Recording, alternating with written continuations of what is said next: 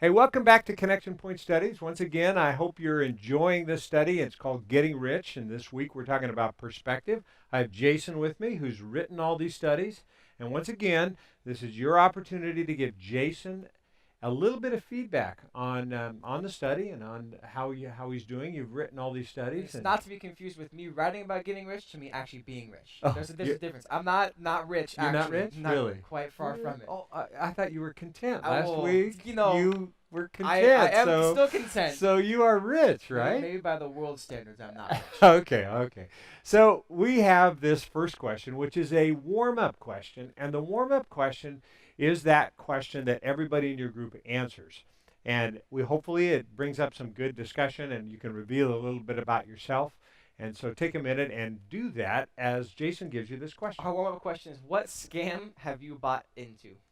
What scam have you bought into? That's such a great, thought-provoking one. I have a few to share. And before you come back, what we want you to do is read First Timothy chapter 6, verses 9 and 10, and then we want you to read a Luke passage, Luke chapter 8, verses 5 through 14, and be ready to talk about those when you come back.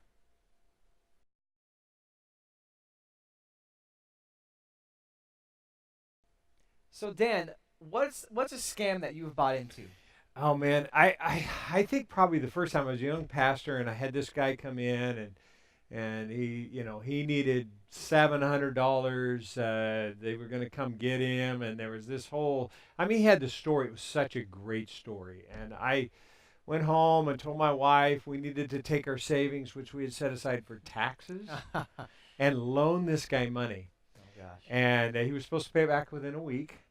And a week later, he calls me up, and I could hear this cha-ching in the background. I knew he was at Vegas or somewhere. Said, "I'm just about ready to pay you back, cha-ching," and I knew I'd never see that money again. It was a very expensive lesson, but it was a big scam. This guy was a great scam artist. I suspect a lot of you have bought into a scam or two in your life, and really, most people buy into scams when they're really looking after money really hard, trying to get rich quick, and it just doesn't seem to work very well. So that's what this whole passage is about that we've asked them to kind of read, this longing for money. So let's dig into this passage a little Yeah, let bit. me go ahead and ask the first question. So the first question is: what are the consequences to longing to be rich? And you can find that answer in First Timothy chapter 6, verse 9. Okay.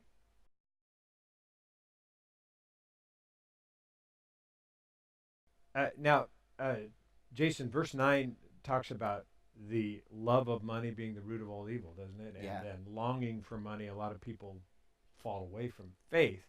Um, this is a this is a pretty interesting passage. So how would you answer that Yeah, we question? can see the consequences of the longing to be rich all over the place. It might not be just stealing, but it also might be murdering, slandering, gossiping, all these different kinds of sins that are brought up just to try and get more money.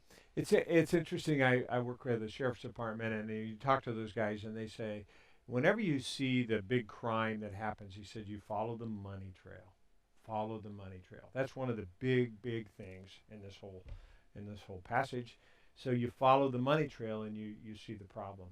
So let's go a little bit further and Right. ask question two. Question number 2. So the second question is: what do you think the tender plants are in the farmer's garden in the parable that Jesus talks about? Okay, now this is an interesting question because we're switching gears now to the Luke passage, and we're asking you to look at the Luke passage. And the reason is the Luke passage is teaching about the very thing that the first question refers to. So we want them to look in that Luke passage to find the answer.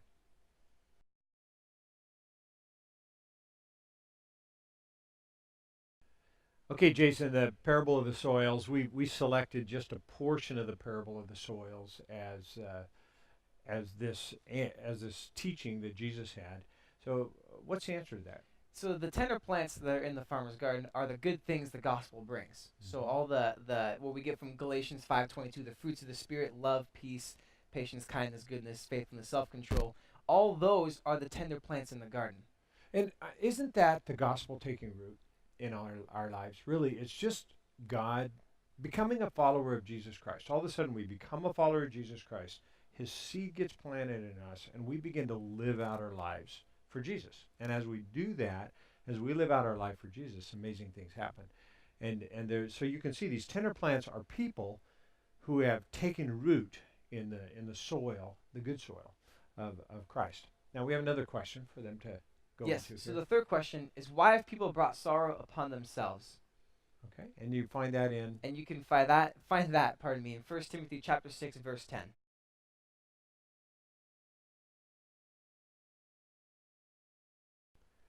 Okay, so Jason, why do people bring sorrow on themselves? What do You you know, think? Paul says to Timothy that the reason why people are bringing sorrow upon themselves is because they're actually pursuing too much of the love of money, that they're harvesting, they're letting the love of money grow in their life, and they're letting that drive them. You know what I think it is, Jason?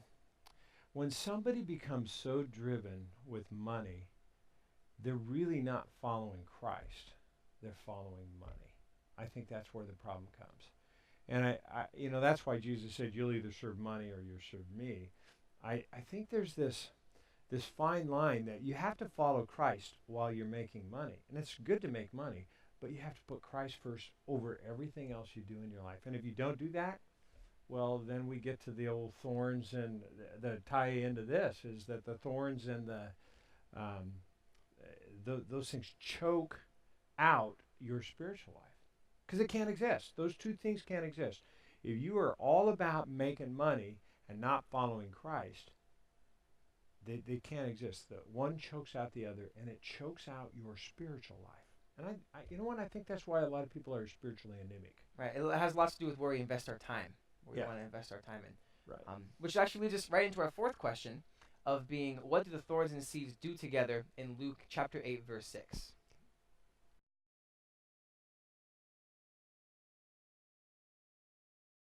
Okay. Besides choking out, which we've already talked about, what were your thoughts there? The thorns and seeds, yeah, they do choke out and they are in conflict with one another, but I also thought it's an interesting idea that they both grow together in the same garden. Hmm. My mom sometimes likes to garden, and only she's a fair weather gardener, might I add. So she only gardens in the summer.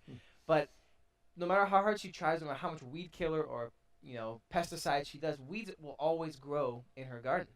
And so it's this interesting idea that no matter who we are or what we do, we will have weeds growing in our garden. We will have this desire to make more money and desires to pursue and love money rather than just loving God. Which ultimately means we have to keep pulling it out. We have to keep dealing with this issue in our life, and that's why this whole issue of perspective is critical. Um, so we want to apply this whole scripture, and the application part is one of those parts that everyone in the group needs to answer. And as we look at this question, think about how to make this scripture work in your life.